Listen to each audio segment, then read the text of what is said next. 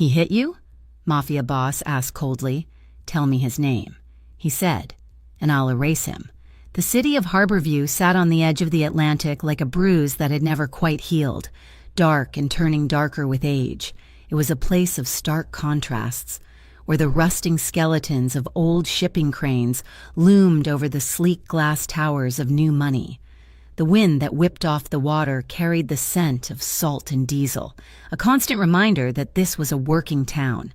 No matter how many luxury condos they built on the waterfront, for Elena Ward, Harborview was not a landscape of industrial romance, but a cage made of double shifts and sheer exhaustion. At 26 years old, she had learned that the only way to survive was to keep moving and to keep quiet. She worked at the Rialto, an upscale Italian steakhouse that catered to the city's politicians, union leaders, and the men who moved money in the shadows. It was a place of heavy velvet drapes, dim lighting, and tablecloths so white they hurt the eyes under the crystal chandeliers. Elena adjusted the collar of her uniform, a crisp white button-down that she always buttoned to the very top. She smoothed the black apron over her waist, checking her reflection in the tarnished mirror of the employee locker room. Her face was pale, her hazel eyes framed by dark circles she had tried to hide with concealer. But it was the makeup along her jawline and the base of her neck that took the most time. She had become an artist of necessity, blending foundations and powders to mask the yellow and purple marks that bloomed on her skin like unwanted flowers. Tonight, her hands were shaking. She clenched them into fists, counting backward from 10 until the tremors subsided. She could not afford to shake. Spilled wine meant lost tips, and lost tips meant Derek would be angry. And when Derek was angry, the air in their small apartment grew so heavy it felt impossible to breathe. She pushed through the swinging doors into the dining room, the wall of noise hitting her instantly, the clinking of silverware, the low hum of conversation, the jazz piano drifting from the lounge. Table 4 was occupied. It was always occupied on Tuesday nights. Luca Marino sat with his back to the wall, a position that offered him a clear view of both the entrance and the kitchen. He was a man who seemed to absorb the light around him rather than reflect it. He wore suits that cost more than Elena made in 6 months, tailored to fit broad shoulders and a lean, powerful frame. His hair was dark, kept short and neat, and his face was a mask of bored intelligence. He was handsome in a severe, unforgiving way, with eyes the color of espresso that missed nothing. The staff whispered about him. They said he was the nephew of the Don, or perhaps the underboss, or maybe just a fixer for the Marino family. No one knew for sure, and no one was foolish enough to ask. "Good evening, Mr. Marino," Elena said, approaching the table with a pitcher of water. Her voice was steady, a practiced performance. Luca looked up from his menu. He did not smile, but his expression softened by a fraction of a degree. Elena. "Good evening." He was alone tonight, which was rare, usually. He had 2 men with him, Marco, a stocky man with a scar through his eyebrow, and another silent guard who stood by the door. Tonight, it was just Luca and a glass of red wine that shimmered like blood in the candlelight. "The same as usual?" she asked. "Please," he replied. His voice was a deep baritone, smooth and cultured, lacking the rough, street-heavy accent that most men in Harborview carried. As she poured the water, Elena felt his gaze on her. It was not the lecherous, hungry staring she got from the businessmen at table 7. It was detached, analytical. It felt like being scanned by a machine that was searching for structural weaknesses. She resisted the urge to pull at her collar. She hurried away to place his order, her heart thudding a strange rhythm against her ribs. Luca Marino terrified her, but he was also the only man who looked at her and seemed to see a person rather than a servant or a possession. The shift wore on, a blur of heavy trays and demanding customers. By the time the last patron left and the lights were brought up for cleaning, Elena's feet were throbbing. She counted her tips in the back office, her fingers moving quickly over the crumpled bills. $140. It was a good night, maybe enough to keep Derek in a good mood. She changed into her street clothes, jeans and a thick sweater that swallowed her frame, and walked out the back door into the employee parking lot. The air was cold and damp. A gray sedan was idling near the dumpster, its exhaust puffing white clouds into the darkness. Derek Harlan was waiting. Elena opened the passenger door and slid inside. The heat was blasted on high, making the air in the car stifling and dry. "You're late," Derek said. He didn't look at her. He was staring out the windshield, tapping his fingers on the steering wheel. He was a handsome man in a boyish, rugged way, but his eyes were always restless, always looking for a slight. "We had a late table," Elena said softly, buckling her seatbelt. "I'm sorry." Derek turned to her then, his gaze dropping immediately to her pocket.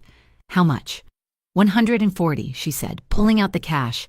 He snatched it from her hand, counting it with a sneer. "That's it? For a Tuesday? You must have been slacking off. Or maybe you just look tired. I told you to wear the red lipstick. It gets better tips. I forgot it." She lied. He laughed, a sharp, humorless sound. "You forget a lot of things. Elena." He reached out and took her left hand. For a second, she thought he was going to hold it affectionately. Instead, his fingers wrapped around her wrist and squeezed. He found the space between the bones and pressed down. Hard. Elena gasped, her body going rigid. The pain was sharp and immediate, radiating up her arm. She forced a smile, knowing that pulling away would only make him squeeze harder. "You need to try harder, babe," Derek said, his voice dropping to a whisper. "I'm trying to build something for us here. I need you to pull your weight." "I will," she whispered. "I promise." He held the pressure for another 3 seconds, 1, 2, 3, before releasing her. He patted her thigh as if nothing had happened, put the car in gear, and drove out of the lot. Elena stared out the window, rubbing her wrist where the red marks of his fingers were already beginning to fade, disappearing into the old bruises underneath. 2 nights later, the atmosphere at the Rialto was frantic. A convention was in town, and the restaurant was packed to capacity. Elena was moving on pure adrenaline, balancing 3 plates on her left arm as she navigated the crowded floor. Luca Marino was back at table 4. This time, Marco was with him, speaking in low, urgent tones while Luca listened, his face impassive. Elena approached the table to clear the appetizer plates. As she reached across, a busboy rushing past bumped into her. The heavy ceramic tray on her shoulder shifted violently, the edge of it digging into her collarbone, right where a fresh bruise from yesterday morning was hiding beneath her shirt. She couldn't stop the sharp intake of breath, a small, pained hiss escaping her teeth, her body convulsed in a flinch, her shoulder jerking up to protect her neck. Silence fell over table 4. Elena stabilized the tray, her face flushing hot. "I'm so sorry," she stammered. Marco had stopped talking. But it was Luca's reaction that froze her blood. He wasn't looking at the tray. He wasn't looking at the busboy. He was looking at her neck. His eyes were narrowed, focused with laser intensity on the place where her collar had shifted just a fraction of an inch. Through the gap in the fabric, visible only for a second, was the sickly yellow-green edge of a mark that no clumsiness could explain. "Are you all right?" Luca asked. The question was polite, but the tone was different. The warmth was gone. It was cold, flat, and dangerous. "I'm fine," Elena said quickly, adjusting her shirt. "Just startled me. Excuse me." She retreated to the kitchen, her heart hammering. She felt exposed, as if he had seen through her clothes, through her skin, and straight into the shameful secret she carried. Luca watched her go. He did not turn back to Marco. He picked up his wine glass, swirling the liquid slowly, his eyes dark and distant. "That didn't look like she bumped a door frame, boss," Marco muttered, his voice low. Luca took a sip of wine, his gaze lingering on the kitchen door. "No, it did not. The night ended badly." Derek was waiting in the alley behind the restaurant when Elena clocked out. He wasn't in the car this time. He was pacing back and forth on the wet asphalt, smoking a cigarette. Elena froze in the doorway, the heavy steel door closing behind her with a metallic click. "Hey," she said, trying to gauge his mood. "Who was he?" Derek demanded, spinning around. Elena blinked. "Who?" "The guy in the suit. Table 4. I saw you through the window. You were hovering over him like you were offering something that wasn't on the menu. Derek, that's Mr. Marino. He's a regular. I was just clearing plates. Don't lie to me, Derek shouted, his voice echoing off the brick walls. He threw his cigarette down and stomped toward her. I saw the way you looked at him. You think because he's got money, you can shake your ass for him. You think you're better than me. No, Derek, please, Elena pleaded, stepping back. Her back hit the rough brick of the building. Keep your voice down. He closed the distance, his face twisted with insecurity and rage. You belong to me. Elena, you get that? You don't smile at other men. You don't look at other men. He didn't let her finish. His hand lashed out, an open palm slap that cracked against her cheek with the force of a whip. Elena cried out, her head snapping to the side. The impact sent her stumbling, her shoulder slamming into the brick wall. She tasted copper in her mouth. She didn't fight back. She instinctively curled inward, making herself small, turning her face away to protect her eyes. Don't you ever embarrass me, Derek hissed, grabbing her arm and shoving her toward the car. Get in. Elena scrambled into the passenger seat, tears streaming down her face, her cheek burning like fire. 50 yards away, in the shadows of the adjacent parking structure, a black SUV sat with its engine off. The window was cracked open just an inch. Inside, a man in a dark jacket lowered a digital camera with a telephoto lens. He checked the display screen.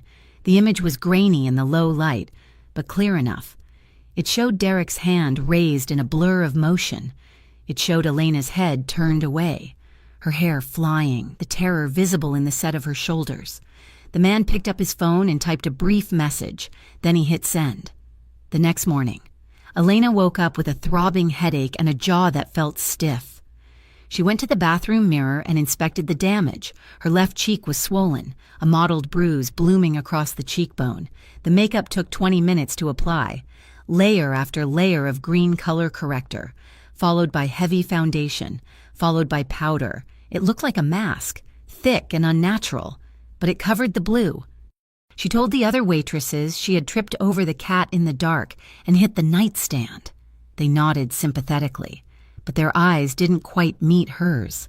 They knew. Everyone always knew, but no one ever said anything. It was the rule of the city. Mind your own business. When she walked onto the floor for the lunch shift, the hostess stopped her. Table 4 requested you.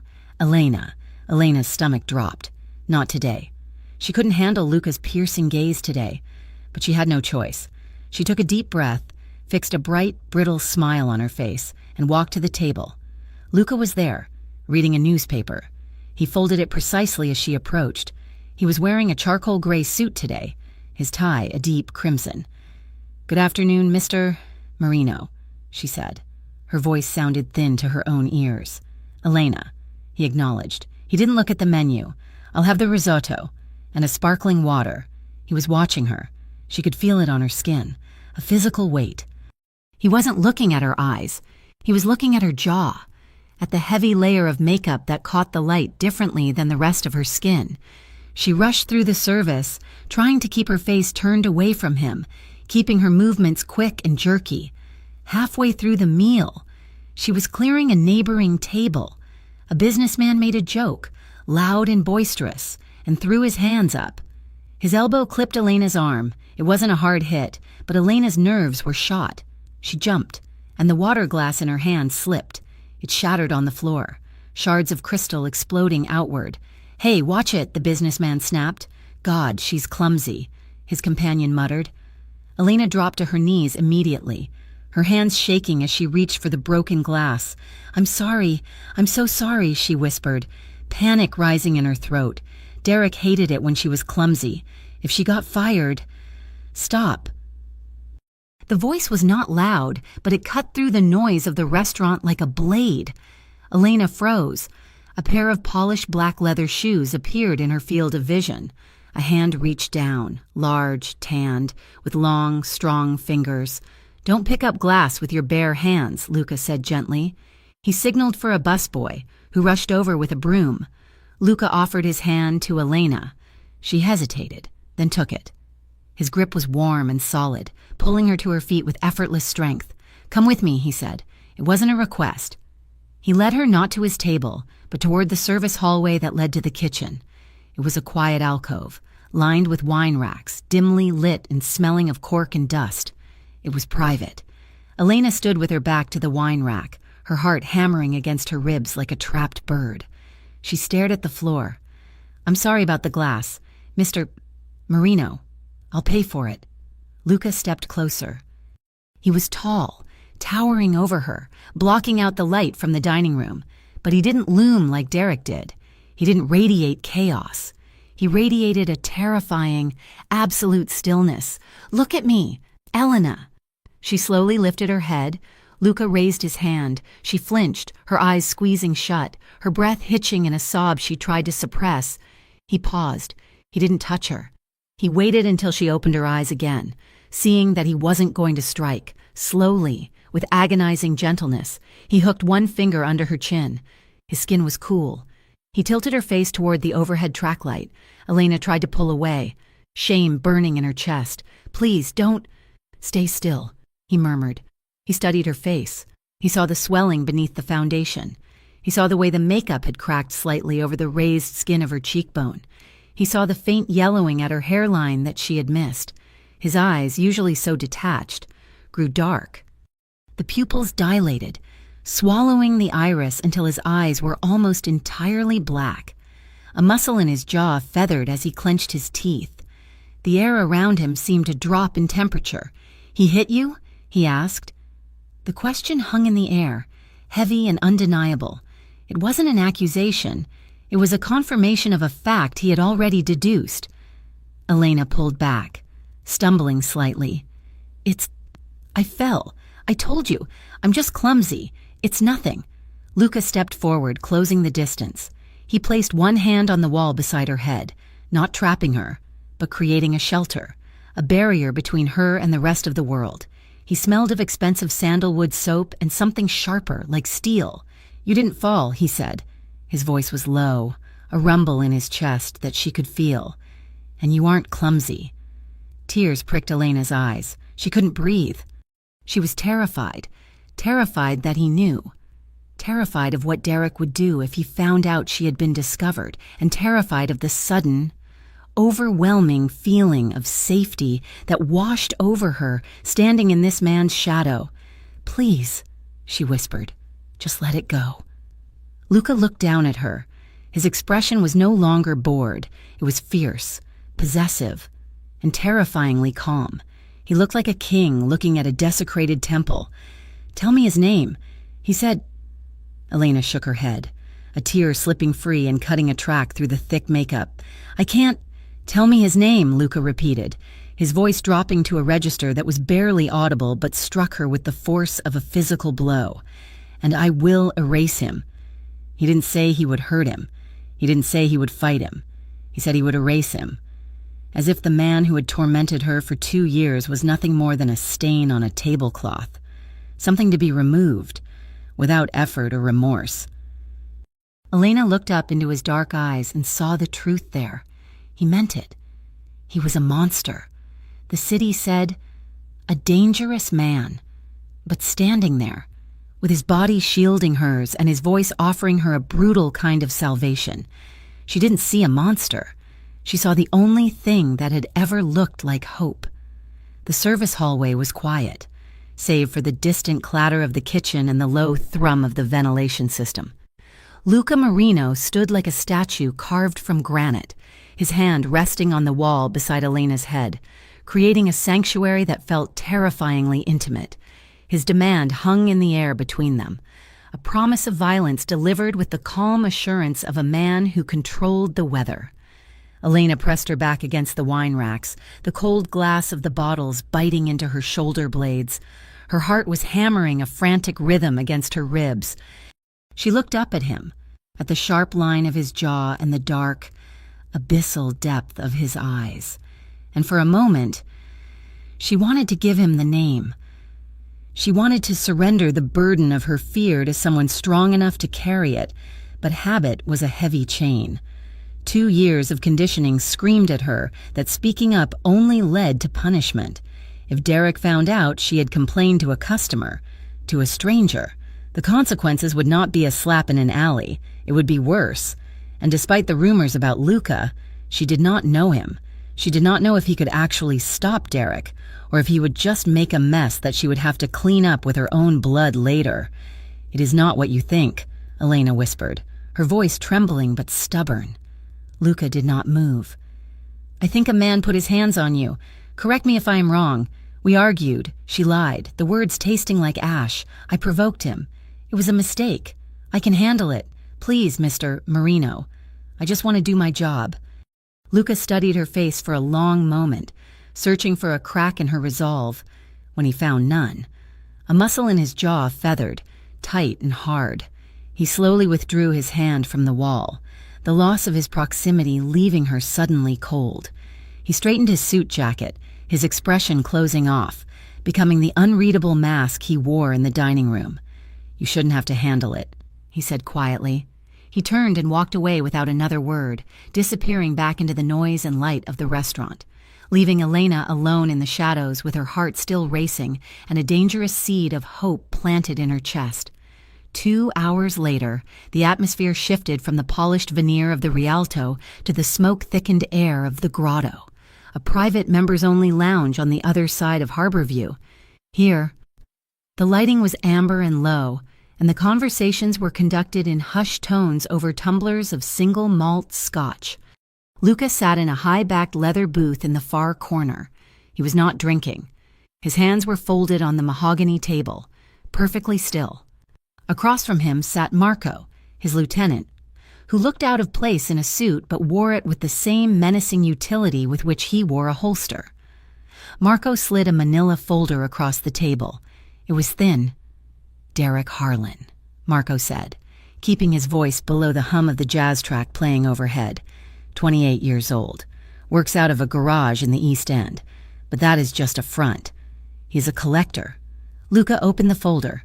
The first thing he saw was a mugshot from 3 years ago, a charge for aggravated assault that had been dropped. The face was handsome in a cheap, arrogant way. It was the face of a bully who had never been hit back hard enough to learn fear. "Who does he collect for?" Luca asked, his eyes scanning the rap sheet. "The Novak crew," Marco replied. Luca stopped reading. He looked up, his eyes narrowing. The Novaks were a rival outfit, a chaotic group of Eastern European transplants trying to muscle into the port unions. They were sloppy, violent, and lacked the code of conduct that the Marino family adhered to.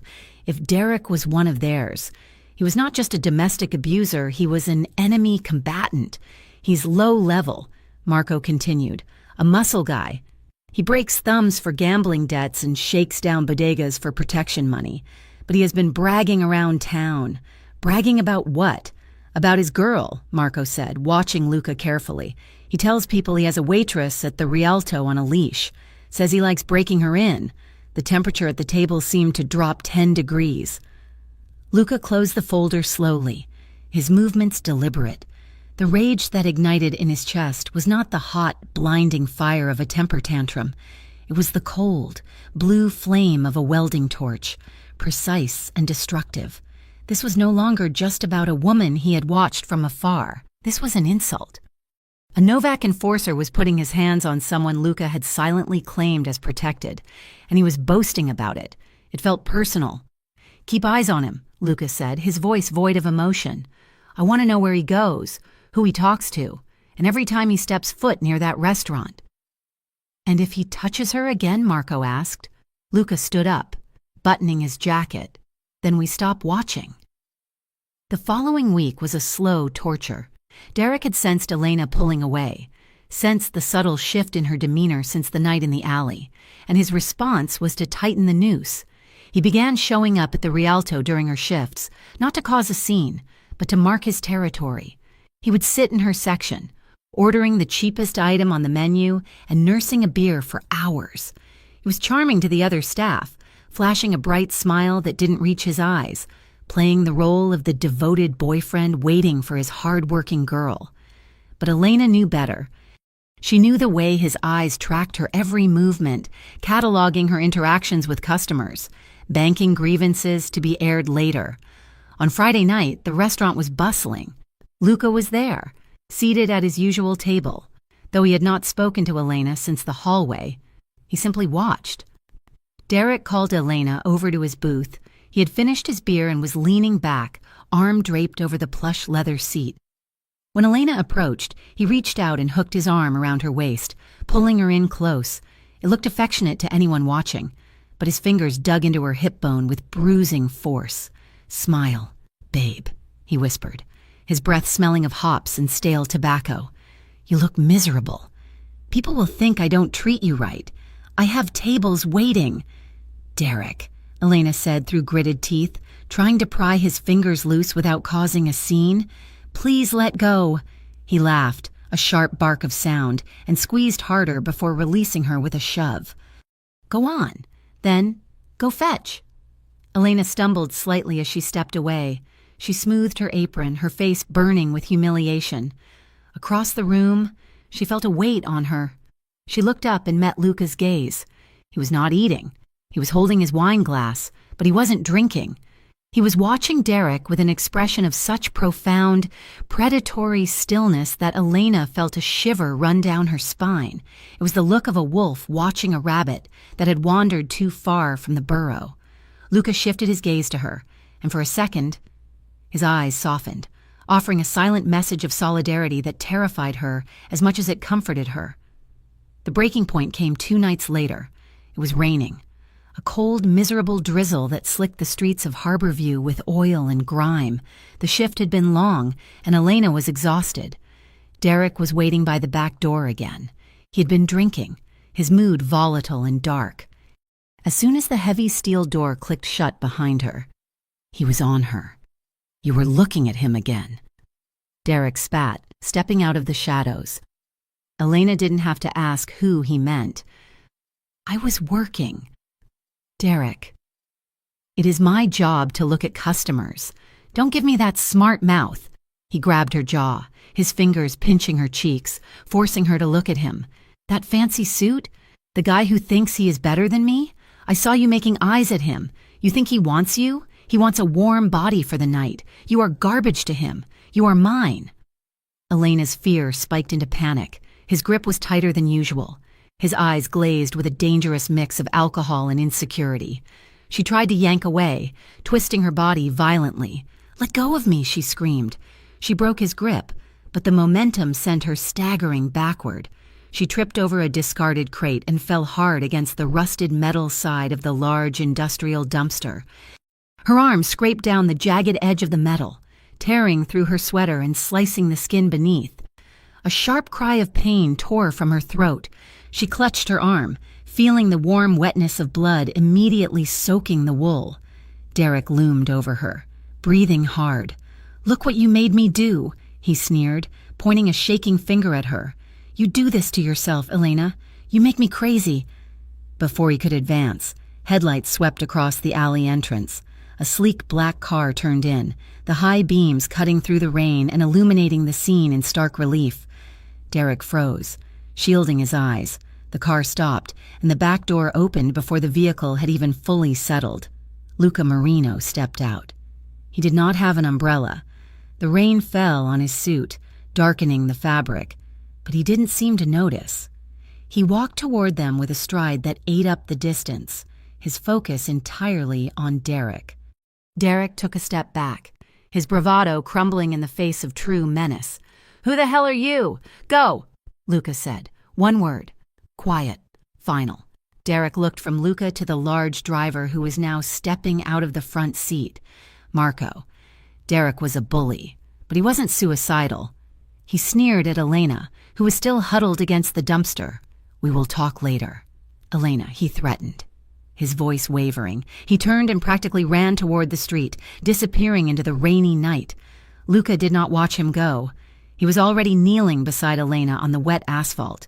He ignored the grime ruining his trousers. His eyes were fixed on her arm, where blood was dark against her pale skin. "Let me see," he said, his voice surprisingly gentle, a stark contrast to the ice he had directed at Derek moments ago. He carefully peeled back the torn fabric of her sweater. The cut was long and shallow, but it was bleeding freely, mixed with rust and dirt.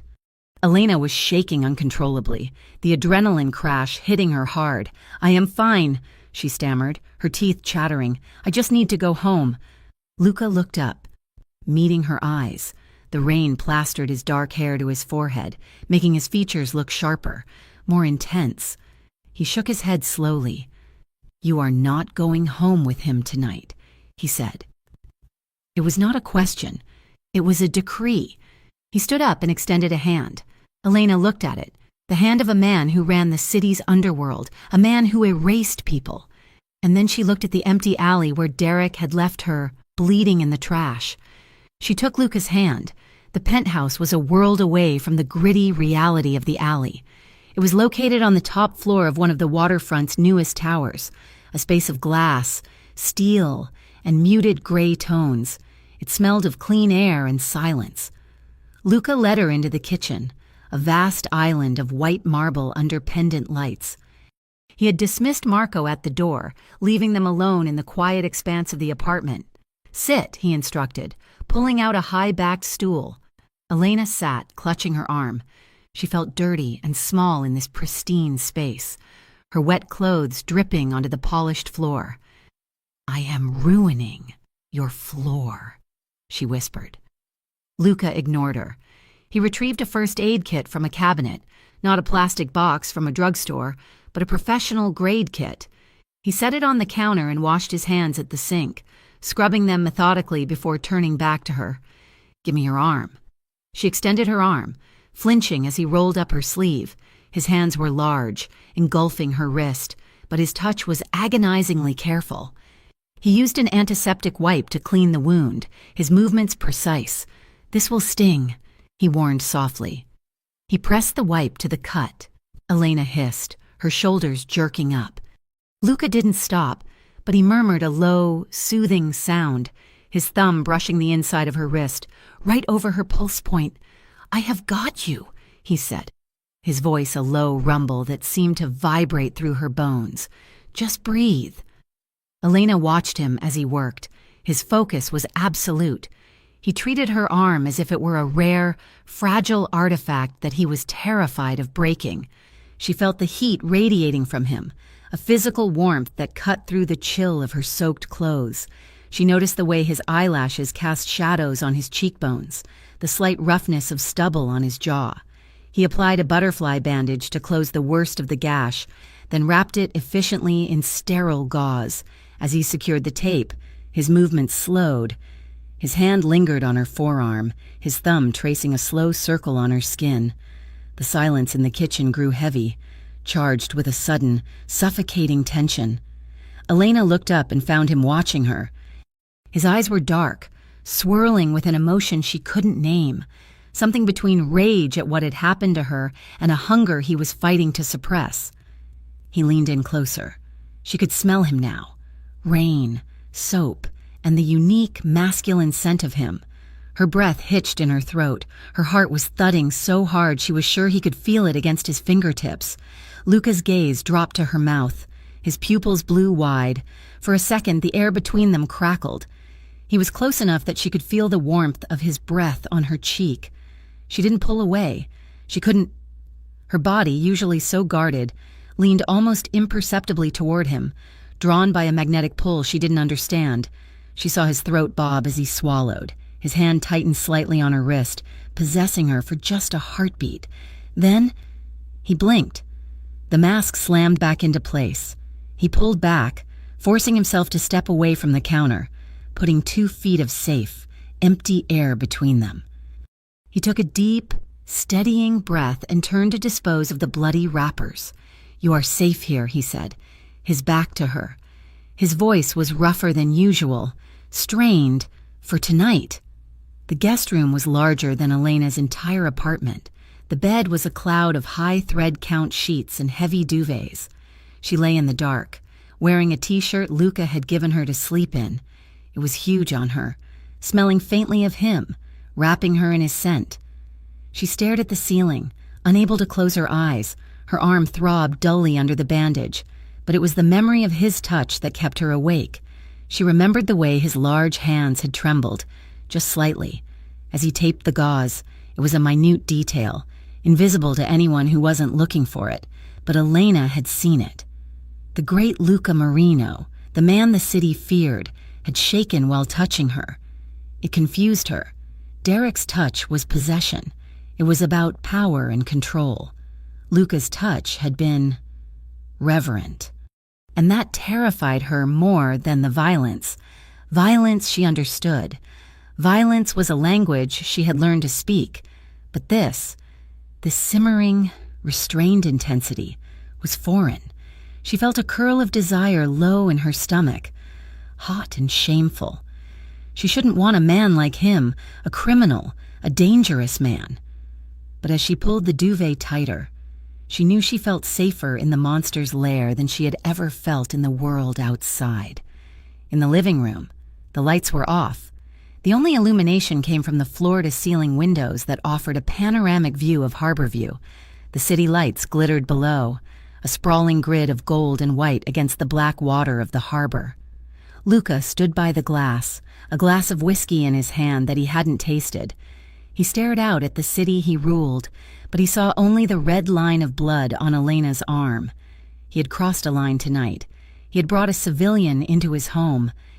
He had let his personal feelings dictate his actions, violating the cardinal rule of his business: never get emotionally involved. He took a sip of the whiskey, the burn welcome in his throat. He thought about Derek Harlan. He thought about the fear in Elena's eyes and the way it had slowly turned into trust in his kitchen. He pulled his phone from his pocket and dialed, "Marco, boss." Marco answered on the first ring. "Put a team on Harlan," Lucas said. His voice was deathly quiet. "I want 24-hour surveillance. I want to know when he sleeps, when he eats, and when he takes a breath. Dig into his connection with the Novaks. Find me a weakness. Consider it done. What is the end game?" "Luca?" Luca looked at his reflection in the glass, a dark silhouette against the city lights. "The end game is erasure," he said. He hung up the phone and tossed it onto the sofa. He wasn't just going to hurt Derek Harlan. He was going to dismantle him. He was going to take apart his life piece by piece until there was nothing left. It was a dangerous path. It would start a war with the Novaks. It would draw heat from the police. It threatened everything he had built. But as he looked toward the hallway where Elena was sleeping, Luca knew he didn't care. He would burn the whole city down if it meant she never had to flinch again. Elena woke to silence, a luxury she had not known in years. For a moment, she lay disoriented in the center of the massive bed, the high thread count sheets cool against her skin, the morning light filtering through heavy slate-gray curtains. Then the memory of the previous night rushed back, the alley, the blood, the rain, and the terrifying, gentle hands of Luca Marino.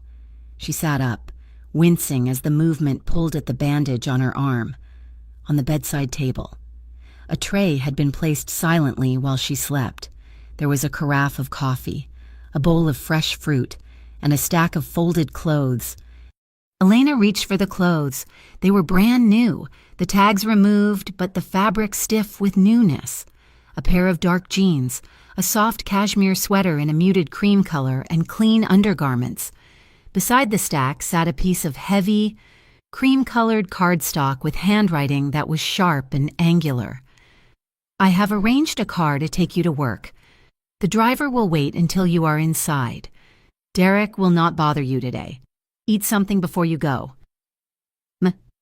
Elena traced the initials with her thumb. The note was efficient, commanding, and thoughtful. It made her chest ache with a confusing mix of gratitude and unease. He had taken control so quickly, stepping into the chaotic void of her life and organizing it with the same precision he likely applied to his business. It felt safe, but it also felt like she was being managed, a problem to be solved rather than a person to be asked. She dressed quickly, the cashmere soft against her bruised skin.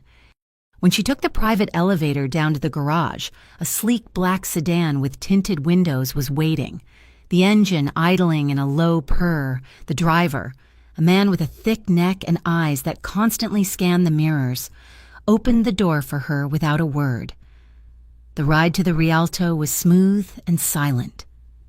As they pulled up to the curb, Elena saw Mia Torres standing near the entrance, smoking a cigarette before the lunch rush began. The driver waited, just as the note had promised, until Elena had stepped out and crossed the sidewalk. Mia dropped her cigarette and ground it out with the heel of her boot, her eyes widening as the black car pulled away into traffic. "Okay, spill it," Mia said, grabbing Elena's arm as they walked toward the staff entrance. "Who is the transporter? Since when do you get dropped off in a car that costs more than my entire life?" "It is just a friend," Elena said, keeping her head down. "A friend?" Mia laughed, holding the door open. "Honey, friends give you a ride in a Honda. That was a ride from a sugar daddy. Or a secret agent. Is he hot? Please tell me he is hot." Elena forced a laugh, but it sounded brittle. "It is complicated. Mia, really." She hurried to the locker room to change into her uniform, her heart heavy. She hated lying to Mia. Mia was the closest thing she had to a sister in Harborview. But how could she explain? "My abusive ex cut my arm on a dumpster. So the local Mafia boss patched me up in his penthouse and sent me to work in his armored car." It sounded like madness. The shift was grueling. The lunch crowd was demanding, and the kitchen was backed up. But the real torture was the phone in her apron pocket. It started buzzing around noon. "I'm sorry, babe. I didn't mean to scare you last night. You know I get jealous because I love you." Elena stared at the screen, her hands trembling. She shoved the phone back into her pocket. 10 minutes later, it buzzed again. "Where were you last night? You didn't come home. You better not be with him." And then, 20 minutes later, "Answer me, Elena. Don't make me come down there." The vibration against her hip felt like a phantom touch, a constant reminder of the leash Derek had around her neck. She dropped a fork at table 6 because her hands were shaking so bad. She had to hide in the walk-in freezer for 3 minutes just to breathe, the cold air biting at her cheeks as she squeezed her eyes shut and prayed for the shift to end. Across the city, in a nondescript van parked 3 blocks from a mechanic's garage in the East End. The atmosphere was clinical and cold. Marco sat in the passenger seat, listening to the audio feed coming through his headphones. One of Luca's younger associates, a tech specialist, was monitoring the directional microphone pointed at the garage bay where Derek Harlan held court. "He's talking to them again," the tech said, adjusting a dial, the Novaks. Marco pressed the headset tighter to his ear. Through the static, he heard Derek's voice, loud and boastful. "I told you.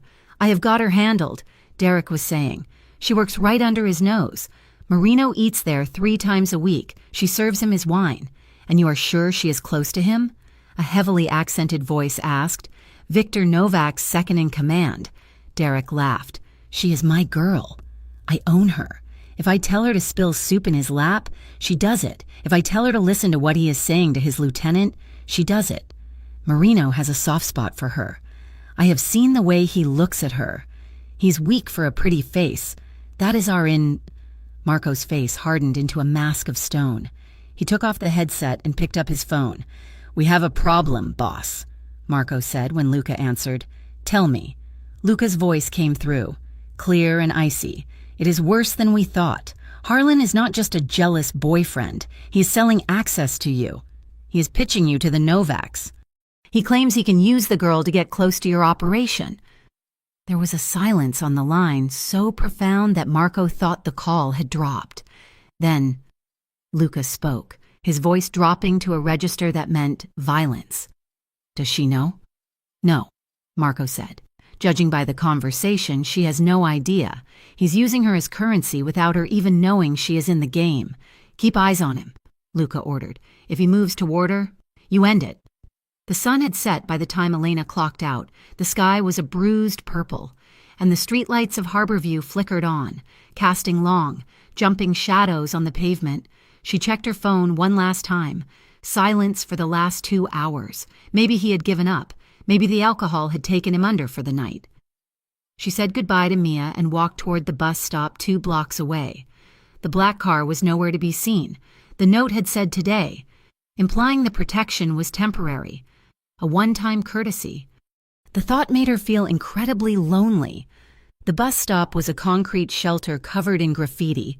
Elena stood under the flickering halogen light, hugging her arms around herself against the evening chill.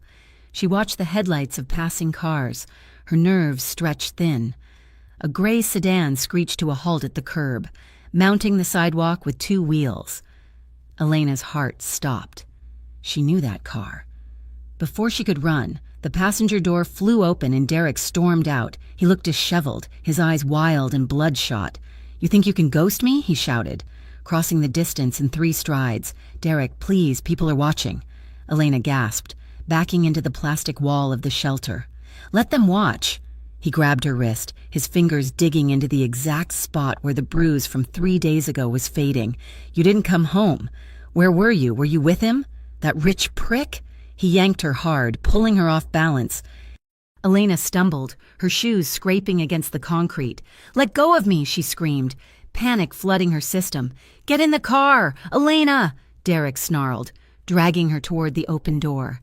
"You need to learn some respect." He was strong. Fueled by adrenaline and rage, Elena dug her heels in, fighting him, but he was overpowering her. She was feet away from the open car door.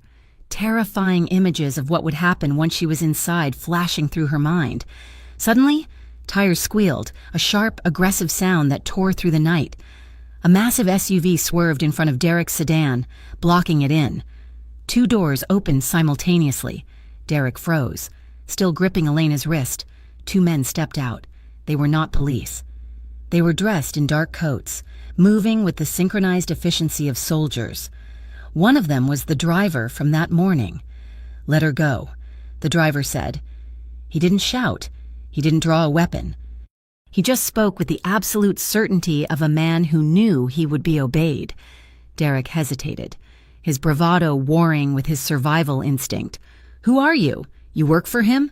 The second man stepped forward, closing the distance terrifyingly fast. He reached out, grabbed Derek's wrist, the one holding Elena, and twisted it with a sickening pop of torque. Derek howled and released her. Stumbling back against his own car, Elena scrambled away, her chest heaving, clutching her wrist. The driver looked at Derek, his face impassive. "Mister, Marino suggests you go home, while you still have legs to walk on." Derek clutched his wrist, his face pale with shock and pain. He looked at Elena with pure hatred, but the presence of the 2 enforcers was overwhelming. He scrambled back into his car, slammed the door, and reversed blindly off the curb, tires spinning as he sped away into the darkness. The driver turned to Elena. His expression softened slightly. "Mister, Marino is waiting. Miss Ward." "Please, get in." The ride back to the penthouse was a blur. Elena sat in the back seat, shaking uncontrollably, the adrenaline crash leaving her weak and nauseous. When the elevator doors opened directly into the penthouse foyer, Luca was pacing.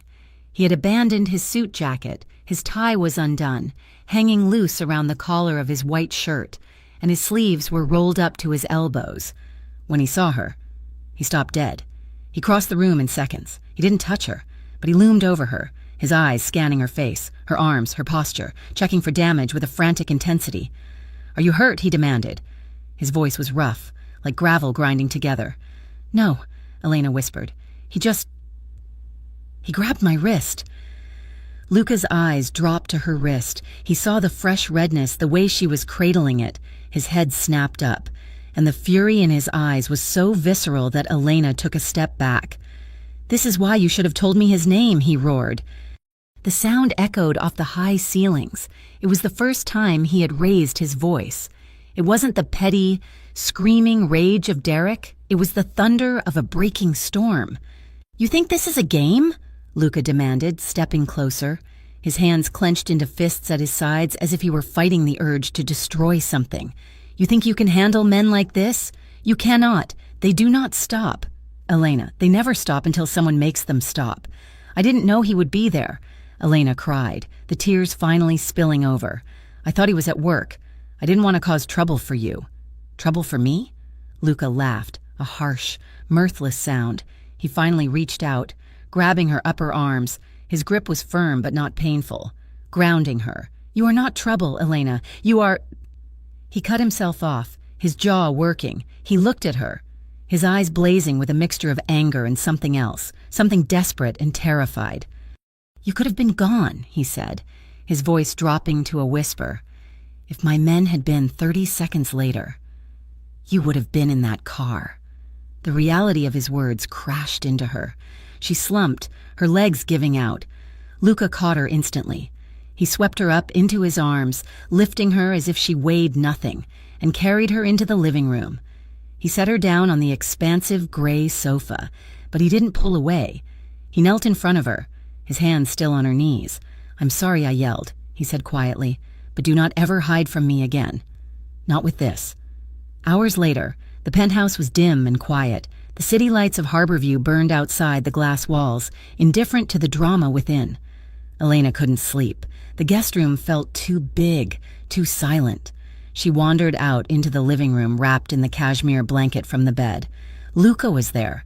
He was sitting on the far end of the sofa, staring out at the skyline. A tumbler of amber liquid sat untouched on the coffee table. He looked exhausted, the lines of tension around his eyes deep in the shadows. He turned when he heard her soft footsteps. He didn't tell her to go back to bed. He simply lifted one corner of the blanket he had thrown over the back of the sofa, a silent invitation. Elena hesitated, then walked over and sat down.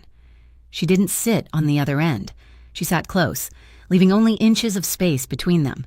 She pulled her legs up, tucking them under the cashmere. For a long time, neither of them spoke. They just watched the lights of the boats moving in the harbor. He wasn't always like this, Elena said softly into the dark. Luca shifted slightly, turning his head to look at her. "Derek," she continued, her voice steady but quiet. "When I met him, he was sweet. He brought me flowers. He waited for me after my shift to make sure I got home safe. It happened so slowly. First, it was just comments about my clothes. Then it was checking my phone. Then he started telling me my friends didn't really like me, that he was the only one who cared. By the time he hit me the first time, I felt like I deserved it, like I had failed him." Her voice cracked on the last word. Luca's hand lifted from his knee. It hovered in the air for a second, trembling with hesitation, before he finally reached out. He placed his hand on the center of her back, between her shoulder blades. The heat of his palm seeping through the blanket was shocking. He spread his fingers, his hand covering a vast expanse of her back, rubbing slow, soothing circles. "He broke you down to build himself up," Luca said, his voice low and vibrating with suppressed violence. "It is what weak men do." Elena turned her head to look at him. Tears were streaming down her face now, hot and fast. "I felt so stupid.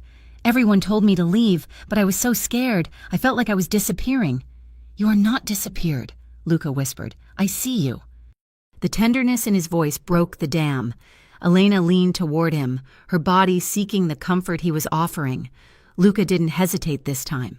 His other arm came around her, pulling her into his chest. She buried her face in his shirt, smelling the starch and the sandalwood, and sobbed. She cried for the years she had lost, for the fear she had lived in, and for the overwhelming relief of being held by arms that were strong enough to crush her, but chose to hold her instead. Luca held her tight, his chin resting on the top of her head. His jaw was clenched so hard his teeth ached. He wanted to kill Derek Harlan. He wanted to tear him apart with his bare hands. The rage was a living thing in his chest, a black beast clawing to get out, but he forced it down. He forced his breathing to remain steady for her. Eventually, the sobs subsided into hiccups. Elena pulled back slightly, wiping her eyes. She looked up at him, her face flushed and wet. They were inches apart. The air in the room seemed to vanish, replaced by a thick, magnetic tension.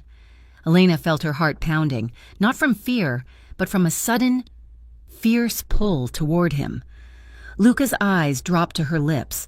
His expression was unguarded, raw with a hunger that stole the breath from her lungs. He raised his hand, his thumb brushing away a tear that clung to the corner of her mouth. His skin was rough, calloused, but his touch was light as a feather. His thumb lingered on her lower lip, pressing just slightly, dragging down the soft flesh. Elena's breath hitched. She leaned in, just a fraction. She wanted him to kiss her. She wanted to know what it felt like to be touched with passion that wasn't possessive, with desire that wasn't violent. Luca leaned in too. His eyes were half closed, his focus entirely on her mouth. Then he stopped. A flicker of pain crossed his face. He blinked, the moment shattering like the glass on the restaurant floor. He cleared his throat, a rough, jarring sound, and pulled his hand away as if he had been burned. He turned his head, looking back out at the cold, distant city. "You deserve more than a man like me." "Elena," he said.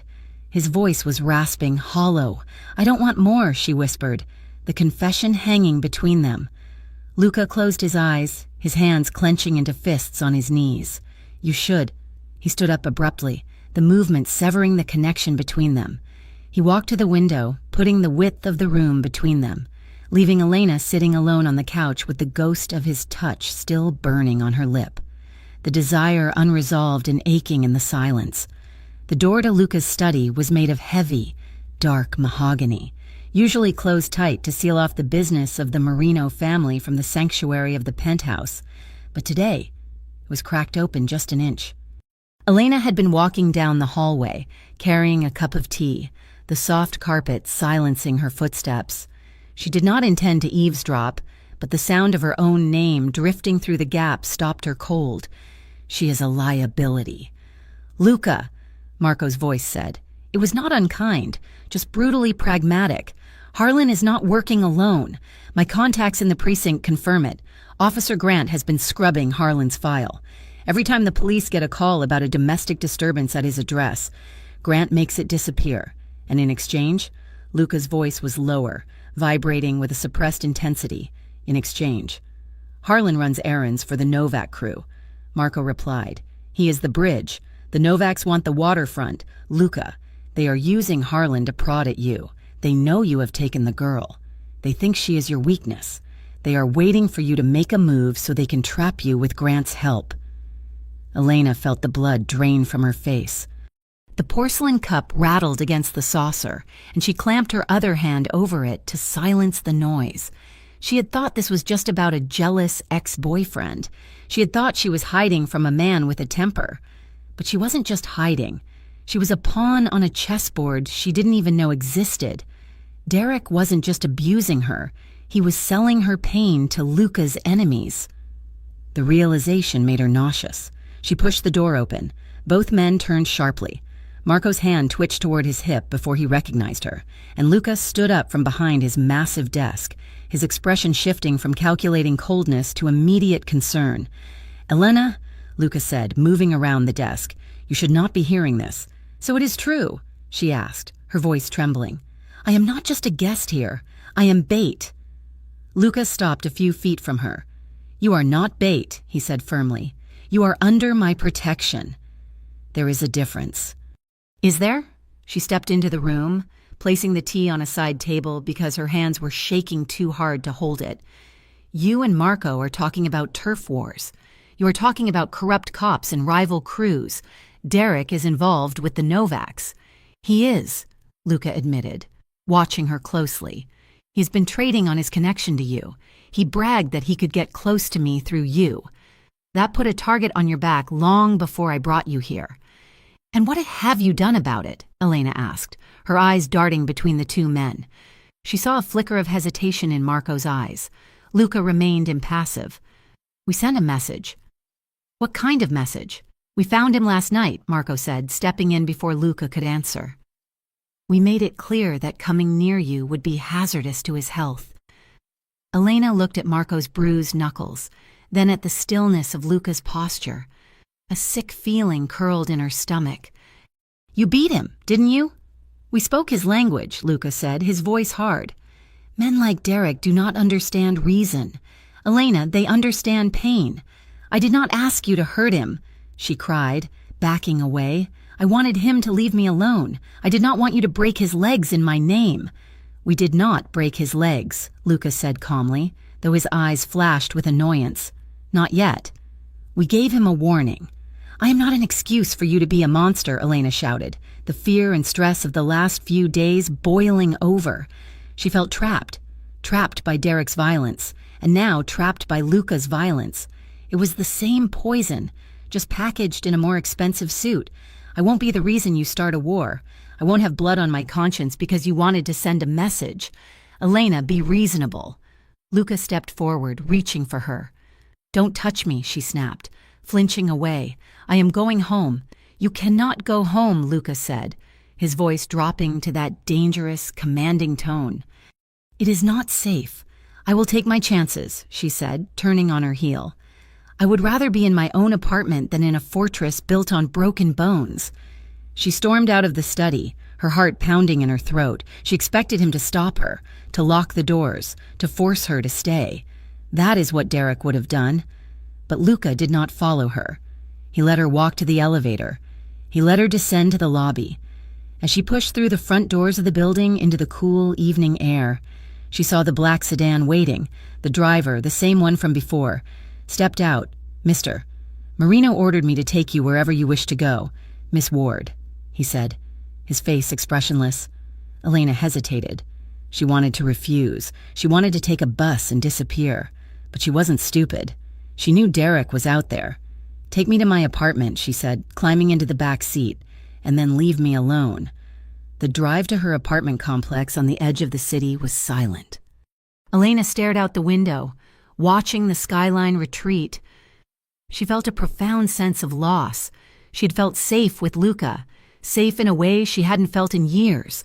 But discovering the violence he had unleashed, even if it was for her, had shattered the illusion. She couldn't trade one abuser for a protector who used the same methods. Her apartment building was a squat, brick structure with a flickering light in the parking lot. The driver pulled up to the curb. Wait here until I'm inside, he said. I can walk to the door, Elena muttered, opening the door. She stepped out onto the pavement, clutching her purse. The air smelled of rain and exhaust. She took 3 steps toward the entrance when headlights blinded her. A car that had been idling in the shadows of the lot roared to life. It was a beat-up sedan, engine revving high. It didn't slow down. It swerved directly toward her, tires screeching on the asphalt. Elena froze, her brain unable to process the speed of the approaching metal. Miss Ward! The driver shouted. The sedan slammed on its brakes inches from her, the bumper clipping her knee and sending her sprawling onto the hard ground. The doors flew open. 2 men jumped out. They weren't Derek. They were strangers, hard-faced men in leather jackets. One of them grabbed her arm, hauling her up from the ground with brutal efficiency. Get her in the car, one of them yelled. Elena screamed, thrashing against the grip. Help! The driver of Luca's car was already moving. He didn't shout. He didn't hesitate. He drew a weapon from his jacket and fired 2 shots into the air, the cracks sounding like thunder in the confined space of the lot. The attackers flinched. One of them reached for his waistband, but a second black SUV screeched into the lot, blocking the exit. More of Luca's men poured out. The Novak men realized they were outgunned. They shoved Elena hard, sending her crashing back to the pavement, and scrambled back into their vehicle. The sedan reversed wildly, scraping against a parked truck, and sped off over the curb, tearing through the grass to escape onto the main road. Elena lay on the asphalt, gasping for breath, her knee throbbing, the scrapes on her palms burning. Luca's driver was beside her in an instant, holstering his weapon. Are you hit? Did they shoot? No, she wheezed. I'm okay. She wasn't okay. She was shaking so hard her teeth rattled. She'd almost been taken. If Luca hadn't insisted on the driver, if he hadn't had a second car tailing them. 10 minutes later, she was sitting on the edge of her sofa in her small, dim apartment. The police had not been called. Luca's men handled things quietly. They were stationed outside her door and in the lobby. The door flew open. Luca stood there. He looked like he had run all the way from the penthouse. His chest was heaving, his hair wild, his eyes wide with a terror she had never seen in him. He didn't say a word. He crossed the small living room in 2 strides and dropped to his knees in front of her. His hands were on her instantly, not sexual, but frantic. He gripped her shoulders, his fingers digging in as if to anchor her to the earth.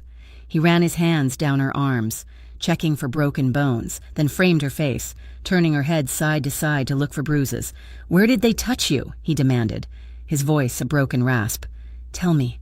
I am fine, Elena whispered, though her voice shook. They just pushed me. My knee." Luca looked down at her jeans, where the fabric was torn at the knee, revealing a bloody scrape. He swore, a harsh Italian word she didn't understand, and looked back up at her. His eyes were glassy. "I told you," he said, his voice trembling with rage and relief. "I told you it was not safe. Why did you leave? Why did you make me almost lose you? I couldn't stay there. Luca!" Elena cried, pushing at his chest. "I couldn't watch you become him. I am not him," Luca roared back. The volume of his voice shocked them both into silence. The air in the small apartment crackled with electricity. Luca stood up, raking a hand through his hair, pacing the small rug. "Derek hits you because he is weak, because he needs to feel big. I do what I do because I need you to be alive. Do not compare me to him. Do not ever compare me to him. You sent men to beat him," Elena said, standing up on shaky legs. "You solved violence with violence. That is what he does. I solved a problem." Luca stepped closer, backing her up until her shoulders hit the wall near the entryway. He planted his hands on the wall on either side of her head, caging her in, but careful not to touch her. His face was inches from hers. "I stopped him from hurting you. And tonight? If my men had not been violent, you would be in the back of a Novak car right now. You think they would have been gentle? You think they would have asked you nicely to cooperate?" Elena couldn't breathe. He was too close. The heat of his body was overwhelming, smelling of expensive cologne and the metallic scent of fear. "I am scared, Luca," she confessed, her voice barely a whisper. "I know," he said, his eyes searching hers. "No," she shook her head, tears spilling over. "Not just of them. I am scared of you." Luca flinched as if she had slapped him. He started to pull back, his expression crumbling into defeat. "I am scared," she continued, grabbing the lapels of his jacket to stop him from leaving, "because I look at you, and I know what you are capable of. I know you hurt people. I know you have blood on your hands, and despite all of that, I want you to stay." Luca froze. He looked down at her hands gripping his jacket, then back up to her tear-filled eyes. "I want you," she whispered, the truth hanging heavy in the air, "and that makes me feel like I am broken, like I am drawn to the darkness because that is all I deserve." "No," Luca growled. He moved his hands from the wall to her waist, pulling her body flush against his. The contact was electric, a sudden shock that made her gasp. "You are not broken," he said fiercely, "and you deserve the light, but the light cannot protect you right now." I don't want protection," Elena said, pressing her forehead against his chest. She could hear his heart hammering against his ribs, a frantic rhythm that matched her own. "I want you. Just you. Not the boss, not the enforcer, just the man who fixed my arm in the kitchen." Luca let out a shuddering breath. He lifted one hand, sliding it up her neck to cup her jaw. His thumb traced the line of her chin, moving up to brush against her lower lip. His touch was reverent, terrifyingly tender. "I am trying," he whispered, his voice cracking. "I'm trying so hard not to be that man with you. I am trying to keep the monster in the cage, but when I saw you on the ground, when I thought they had you—" He didn't finish the sentence. He couldn't. Elena looked up at him. She saw the conflict in his eyes, the war between the violence he lived by and the love he was terrified to feel. And she made the choice for him. She rose on her tiptoes. "Luca," she breathed. He closed the distance. The kiss was not like the violence of the world outside. It started slow, hesitant, a question asked and answered. His lips were warm, firm, and surprisingly soft. Elena sighed into his mouth, her fingers curling into the fabric of his shirt, pulling him closer. The hesitation vanished. Luca groaned low in his throat, a sound of surrender, and the kiss deepened. His arm swept around her waist, lifting her slightly, pressing her harder against the wall. His other hand tangles in her hair, tilting her head back to deepen the angle. It was desperate. It was the release of weeks of fear, days of tension, and years of loneliness. It tasted of salt and desperation.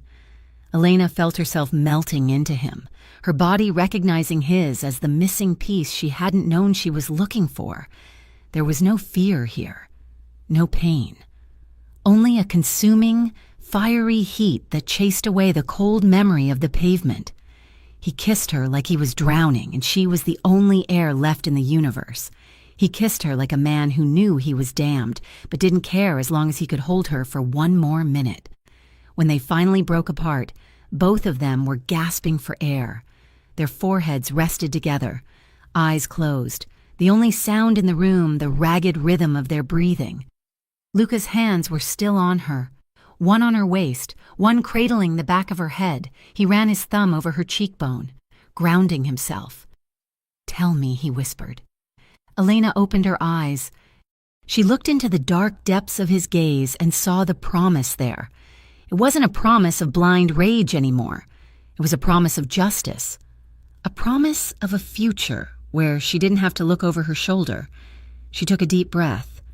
"Derek Harlan," she said, her voice steady. 249 East 4th Street, apartment 4. Luca's eyes darkened. The heat of the kiss cooled into a sharp, diamond-hard purpose. He nodded once, absorbing the information, locking it away. "I will erase him from your life, Elena," he vowed. He stepped back slightly, creating just enough space to look at her fully, but he kept one hand on her cheek, unwilling to break the contact completely. "But we do this my way," he said. "No more beatings, no more messages.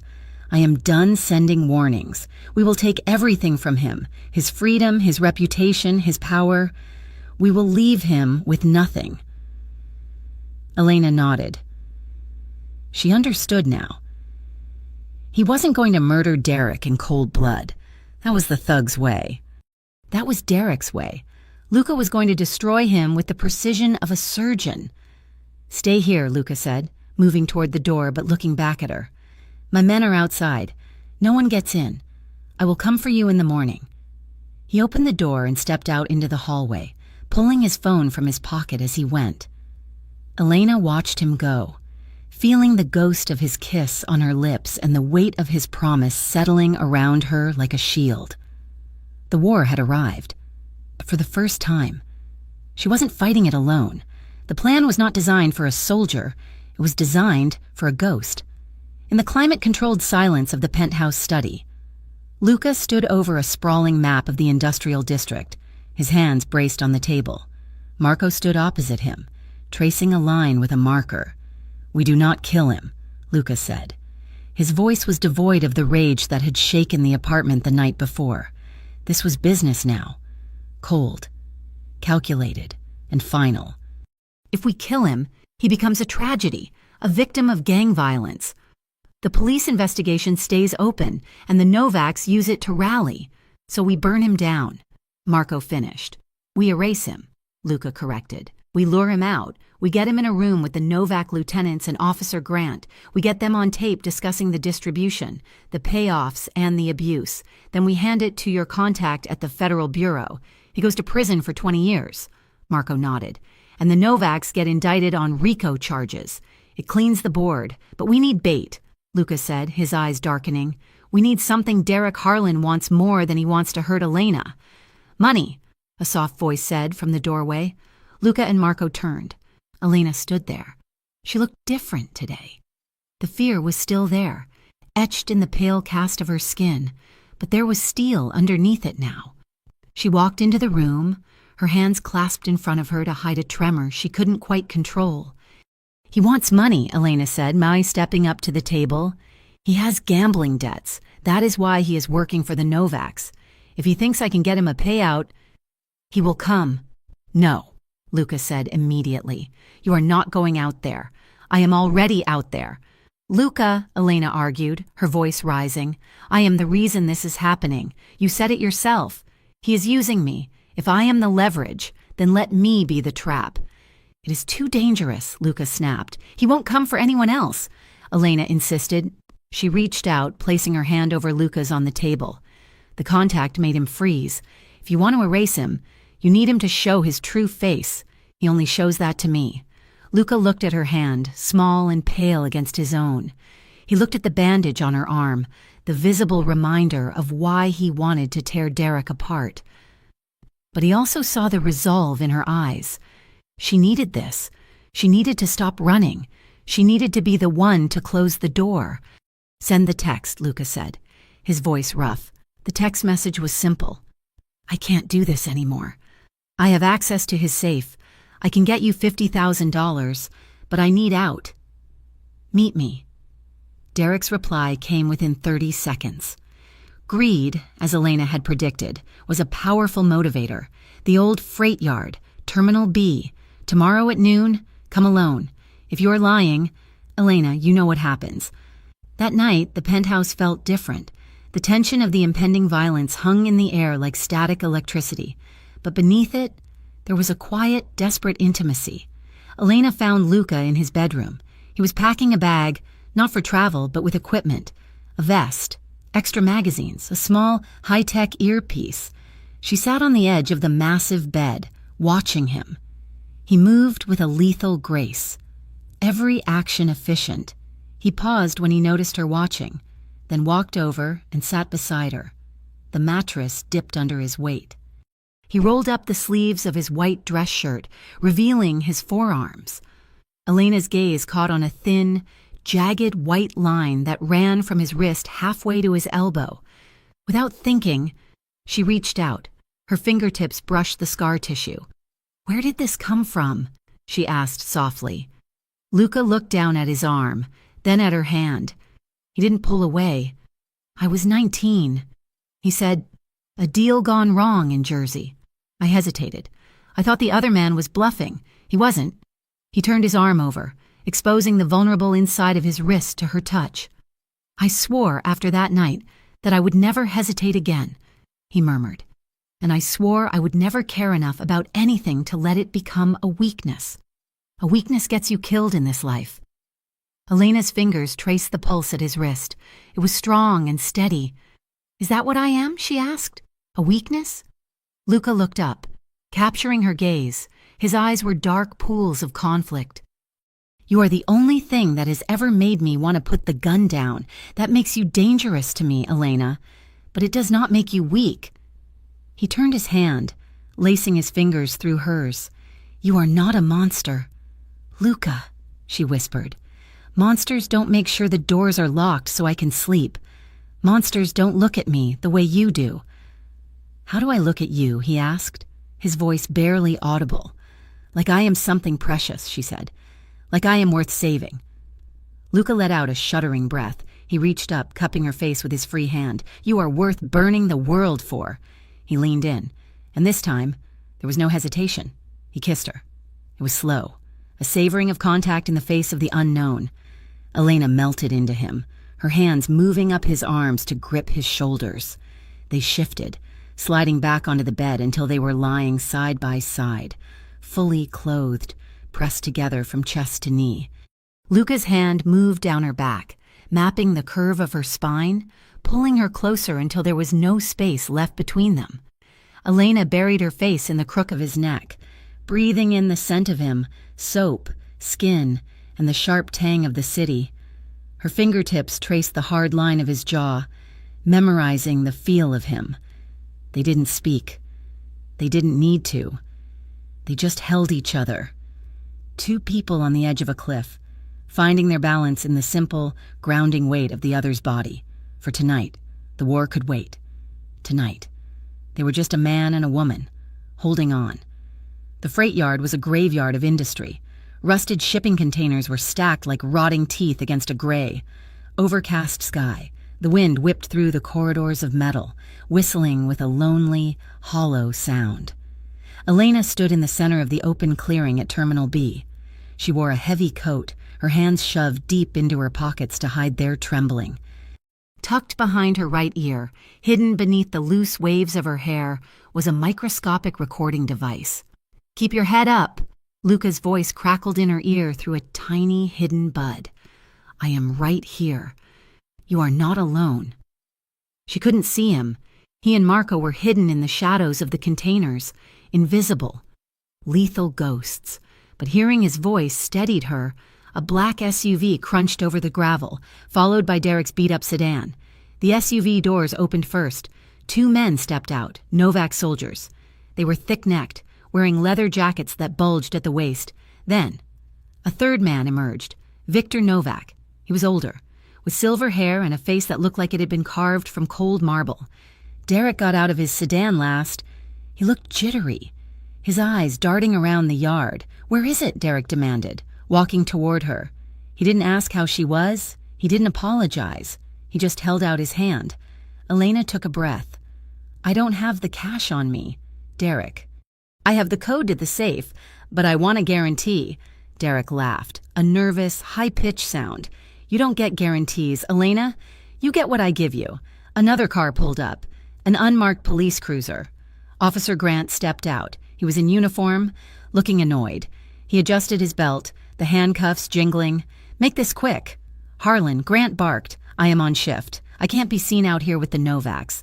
We're just collecting." "Grant," Victor Novak said, his voice smooth and heavily accented. "The girl claims she has access to Marino's funds." Grant sneered at Elena. "This is the girlfriend? The one causing all the trouble? You need to keep your bitch under control." "Derek, I am tired of scrubbing your domestic assault calls from the log. The captain is starting to ask questions." The recording device behind Elena's ear caught every word. Grant had just admitted to obstruction of justice and corruption. "I am handling it," Derek snapped, stepping into Elena's personal space. He grabbed her arm, his fingers digging in. "Give me the code, Elena, now, or I will break your other arm right here." Elena looked at him, really looked at him. He was sweating. He was terrified of the men behind him. He was a small, pathetic man trying to stand tall by standing on her neck. And suddenly, she wasn't afraid of him anymore. She was just disgusted.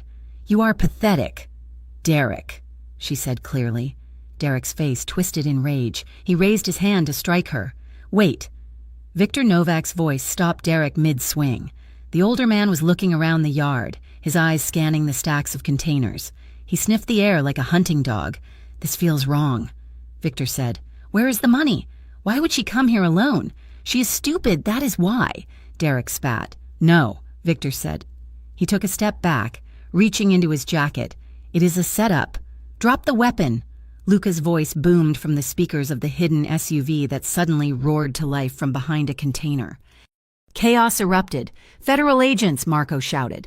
Stepping out from the shadows with a team of tactical officers Luca had brought in as part of the deal. Grant went for his gun. It was a reflex, a stupid mistake born of panic. "Don't!" Someone screamed. Gunfire cracked through the air. It was deafening. Elena screamed and dropped to a crouch, covering her head. Victor Novak, realizing he was cornered, didn't surrender. He lunged forward, grabbing Elena by the collar of her coat and hauling her up. "Back off!" Victor roared, jamming the barrel of his pistol into Elena's temple. "I will kill her, I swear it." The yard went silent. The tactical team froze. Luca stepped out from behind a container 20 yards away. He had a gun raised, his stance perfect, but his face was pale. "Let her go." "Victor," Luca said. His voice was calm, but it was the calm before a massacre. "You are done. The feds are here. There is no way out. I am walking out of here." Victor shouted, dragging Elena backward toward the SUV. Derek was scrambling behind them, looking for cover. Grant was already on the ground, hands on his head, surrendering. But Victor was a true believer. He tightened his grip on Elena's throat, choking her. Elena saw Luca's finger tighten on the trigger. He couldn't take the shot. Victor was using her as a human shield. She looked at Derek, who was cowering near the tire of the SUV. He was looking at the open driver's side door. He was going to leave them. He was going to leave her to die. A surge of adrenaline, hot and fierce, flooded Elena's veins. She wasn't a victim. Not today. She slammed her heel down onto Victor's instep with all her strength. At the same time, she drove her elbow backward into his stomach. It wasn't a knockout blow, but it was enough. Victor grunted, his aim wavering for a fraction of a second. Luca took the shot. The bullet struck Victor in the shoulder. He spun around, dropping his gun, releasing Elena. Elena scrambled away, falling onto the gravel. Derek, seeing his chance, didn't run for the car. He lunged for Elena. He grabbed her hair, dragging her across the sharp stones. "You are mine," he screamed, his mind broken by the pressure. "You are coming with me," Elena cried out, clawing at the ground. She rolled onto her back, facing him. As Derek leaned over to haul her up, his face twisted in madness, Elena reached up. She didn't beg. She didn't plead. She raked her fingernails down his face, aiming for his eyes. Derek howled, letting go of her hair to clutch his face. Elena kicked him in the chest, scrambling backward on her hands and knees. Get away from her! Luca was there. He moved like a thunderbolt. He didn't tackle Derek. He simply walked up to him, pistol extended. Derek stumbled back, blood streaming from the scratches on his face.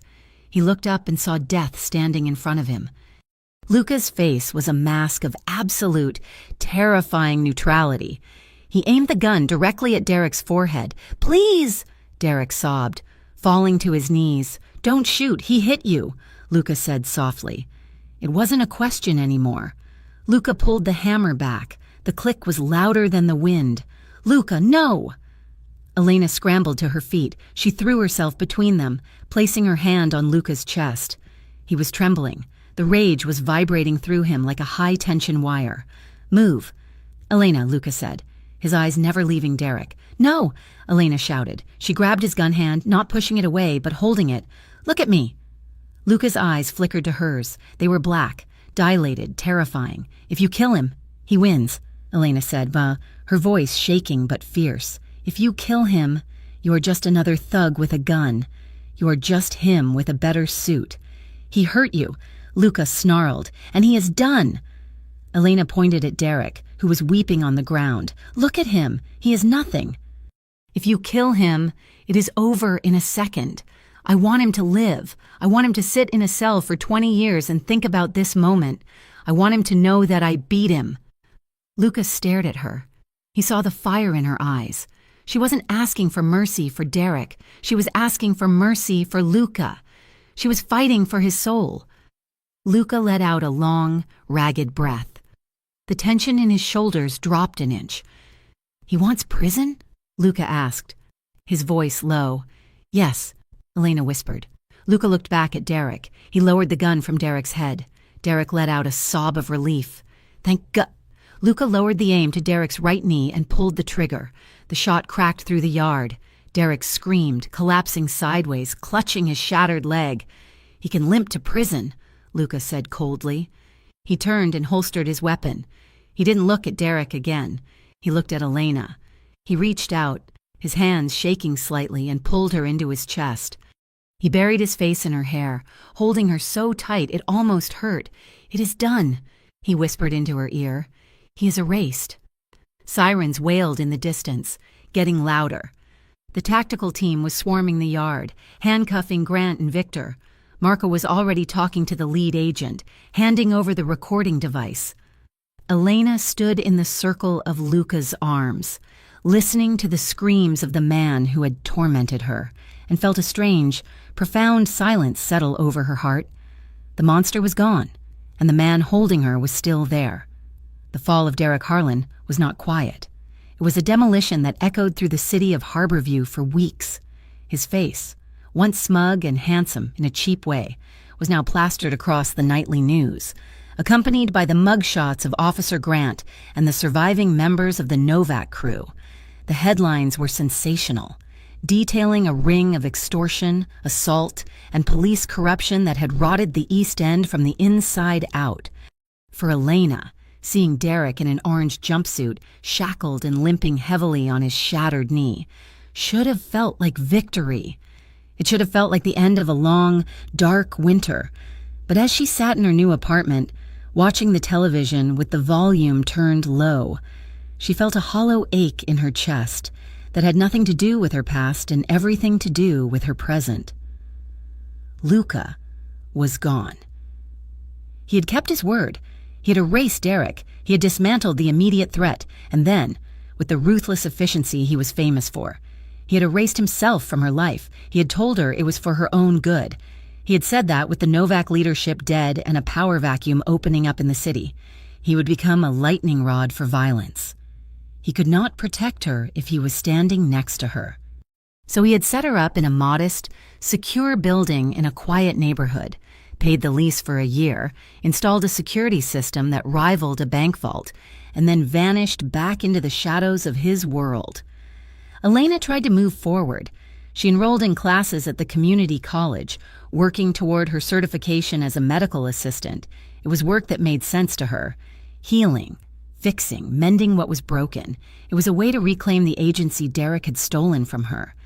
But at night, when the wind howled off the harbor and the apartment was too quiet, she would lay awake and remember the weight of Luca's arm around her. She would remember the way he looked at her in the freight yard, as if she were the only thing keeping him tethered to the earth. Violence in the city was escalating. Without the stabilizing fear of the Marino family's absolute control, which had been shaken by the federal investigation Luca had triggered, smaller gangs were fighting for scraps. The streets felt sharper, more dangerous. On the morning of the trial, the sky was a flat slate gray. Elena dressed carefully in a navy blue suit she had bought for the occasion. She pulled her hair back tight, revealing the face that was finally healing. The bruises were gone. The fear in her eyes was replaced by a grim determination. Today, she would take the stand. She would look Derek in the eye and tell the jury exactly what he was. She walked out of her building, clutching her purse. The courthouse was only 10 blocks away, and she wanted to walk. She needed the fresh air to clear her head. As she turned the corner onto 4th Street, she noticed a black sedan idling at the intersection. It was not one of the sleek, expensive cars Luca favored. It was nondescript, generic, but the windows were tinted, and it moved slowly, keeping pace with her. Elena's heart skipped a beat. She gripped her purse tighter. She told herself it was just Luca's security. Even though he wasn't speaking to her, she knew he still had men watching her. He wouldn't leave her completely exposed. She kept walking, her heels clicking a steady rhythm on the pavement. She rehearsed her testimony in her mind. He hit me. He controlled me. He threatened to kill me. The courthouse loomed ahead, a massive structure of white stone and pillars, surrounded by a bustle of lawyers, reporters, and civilians. Elena felt a surge of relief. There were police everywhere. It was the safest place in the city. She started up the wide concrete steps. The attack did not start with a shout. It started with the revving of an engine. The black sedan that had been trailing her suddenly accelerated, jumping the curb and screeching onto the wide plaza at the base of the stairs. Tires burned rubber, sending smoke into the air. People screamed and scattered. Elena froze, turning to look. The doors of the sedan flew open. 3 men spilled out. They weren't wearing masks. They didn't care about being seen. They were the remnants of the Novak network. Desperate men with nothing left to lose, looking to silence the witness who had brought down their empire. "Get her!" one of them screamed, raising a submachine gun. Gunshots cracked through the air. They weren't the cinematic booms Elena expected. They were sharp, ugly pops that sounded like firecrackers. Chunks of concrete exploded from the pillar next to Elena's head. Dust and stone fragments showered her face. She scrambled backward, tripping over her own feet, and fell hard onto the steps. The crowd was a stampede of panic, people rushing past her, knocking her sideways. The gunman was advancing. He walked with a terrifying, cold determination, raising the weapon to aim directly at her. Elena squeezed her eyes shut, raising her hands as if they could stop a bullet. Then, a shadow fell over her. It wasn't darkness. It was a wall. A heavy body slammed into her, not to hurt her, but to cover her. Strong arms wrapped around her waist, hauling her behind the thick stone of the nearest column. "Stay down!" a voice roared in her ear. Elena's eyes flew open. Luca, he was there. He was wearing a dark suit, dusted with concrete powder. His face was a mask of feral intensity, his teeth bared in a snarl. He wasn't looking at her. He was looking around the edge of the pillar, a handgun in his grip. He fired 3 times. The rhythm was precise, controlled, lethal. The gunman who had been advancing on Elena dropped, clutching his leg. Luca didn't stop. He grabbed Elena by the collar of her jacket, dragging her lower, shielding her body with his own. He pressed her face into the fabric of his coat. She smelled gunpowder and the familiar scent of sandalwood. "Don't look," he ordered, his voice rough. More shots rang out. Luca's body jerked slightly as a bullet chipped the stone inches from his shoulder. But he didn't flinch. He returned fire, his hand steady as a rock. "Luca!" Elena screamed, clutching his lapels. "I have you!" he growled, firing again. "I have you!" Police officers were swarming the plaza now, weapons drawn. The remaining attackers, realizing they were outgunned and outmaneuvered, threw down their weapons or tried to run. The chaos lasted less than 2 minutes, but it felt like a lifetime.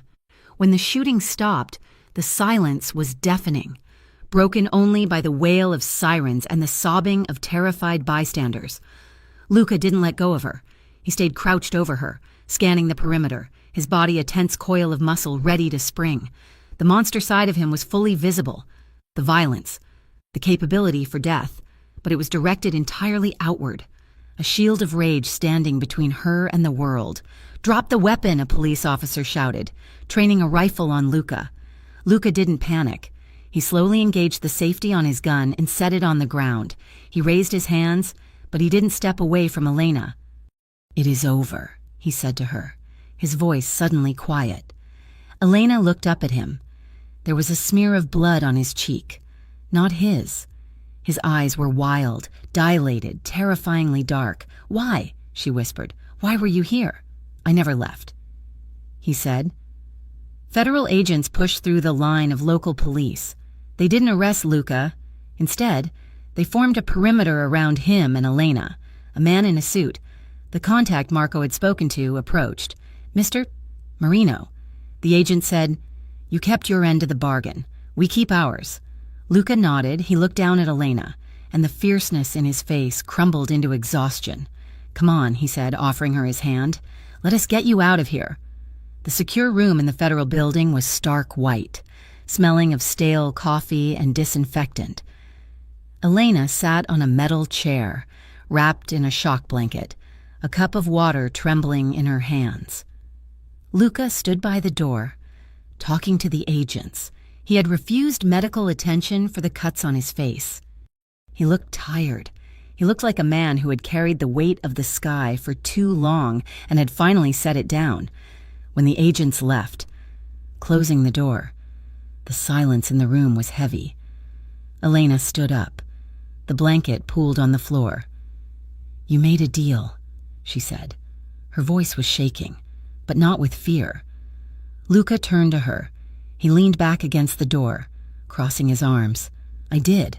"You agreed to cooperate," she continued, the realization dawning on her. "That is why they didn't arrest you. That is why you were at the courthouse. You are turning over evidence on the other families. You are dismantling your own organization. It was the only way," Luca said simply. "The Novaks were not going to stop. As long as I held territory, there would be a war. And as long as there was a war, you would be a target." "So you destroyed your life?" Elena asked, her voice rising. "You gave up everything? Your power, your reputation, to protect me?" "I gave up nothing that mattered," Luca said quietly. "You could have died," Elena shouted, the anger finally breaking through the shock. She crossed the room and shoved his chest. He didn't budge, but he looked at her with wide, startled eyes. "You stood in front of bullets for me. Do you have any idea what that felt like? Watching you almost die? I would rather die than watch you fall," Luca said. "That is not enough," Elena cried. Tears were streaming down her face again. "I don't want a martyr. Luca, I don't want a bodyguard who throws himself on grenades. I want—" She choked on the words. Luca stepped away from the door. He looked defeated. He looked at his hands, hands that had hurt people, hands that had saved her. "You want a good man," he said, his voice hollow. "And I am not that. I am a monster. Elena, I have spent 30 years building an empire on fear. I don't know how to be anything else." He looked up at her, his eyes shining with unshed tears. "You ask me why I pulled away, why I left you alone. Because I didn't know how to look at you without terrifying you. I didn't know how to touch you without staining you with my world. I have never been loved. Elena, I have been feared, I have been respected, I have been obeyed, but I have never been loved." He took a shaking breath. "How do you love a man like me?" he asked, the question hanging in the air like a prayer. "How do you look at this? At the blood? At the violence? And see anything worth holding?" Elena looked at him. She saw the bruises on his face. She saw the exhaustion in his posture. She saw the man who had cleaned her wound in his kitchen with hands that trembled. She saw the man who had shot Derek in the leg instead of the head because she asked him to. She saw the man who had just dismantled his entire identity just to make sure she could walk down the street safely.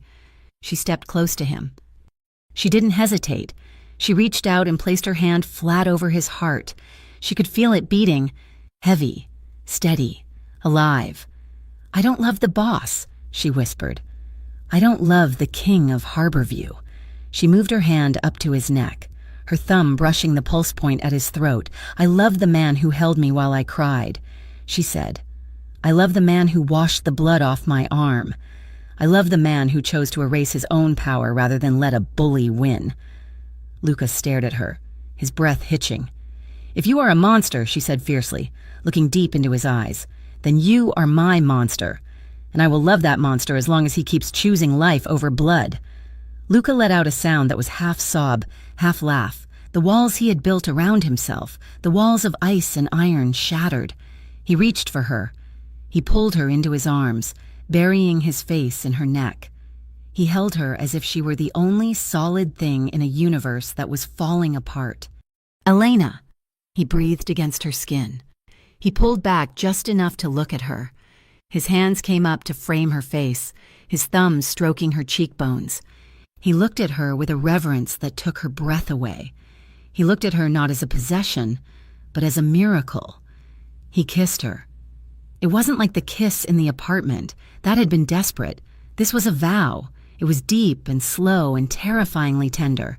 His lips moved against hers with a passion that stripped away the rest of the world. Elena melted against him, her fingers tangling in the hair at the nape of his neck, pulling him closer. She felt the cold metal of his belt buckle against her stomach, the rough fabric of his suit, the heat of his body. She felt safe. For the first time in her life, she felt completely, undeniably safe. Luca kissed her until they were both breathless, until the fear of the morning had been replaced by the fire of the afternoon. When he finally pulled back, he rested his forehead against hers, his eyes closed. "I am done with the life," he whispered. "I am done." "I know," she said, stroking the back of his neck. "We will build something new," he promised. "Something clean." "I know," she repeated, and she did. Standing there in the sterile light of the federal building, Elena knew that the story of the waitress and the mob boss was over.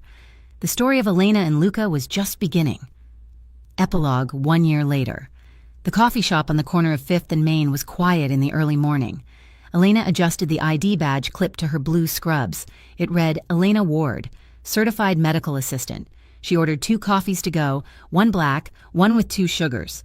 She walked out into the crisp autumn air. Harborview had changed. The crime rate hadn't vanished, but the organized chaos of the gang wars had settled. The federal indictments had cleared out the corruption, and a new, uneasy peace held the streets.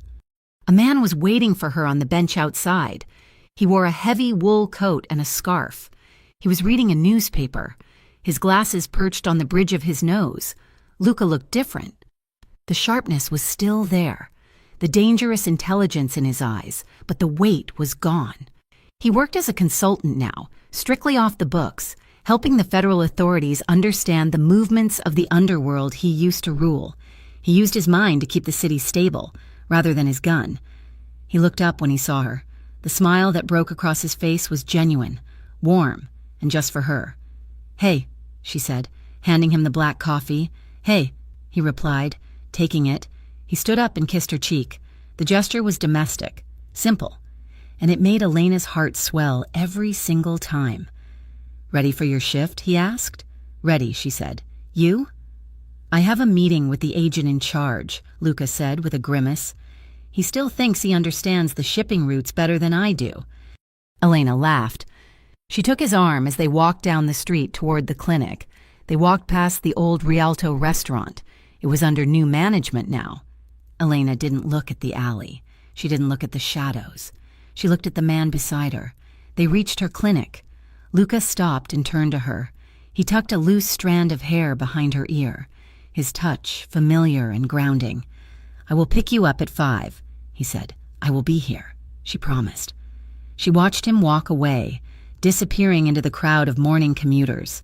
He walked with a lighter step these days. Elena turned and walked through the sliding glass doors of the clinic.